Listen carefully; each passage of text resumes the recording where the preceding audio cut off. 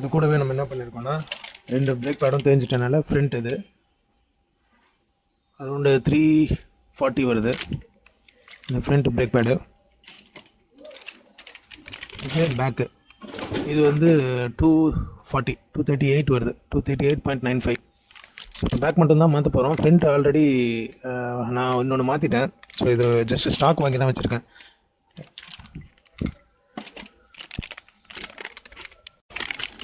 அவ்வளோதான், புதுசு பிரித்து மாற்ற வேண்டியது தான்.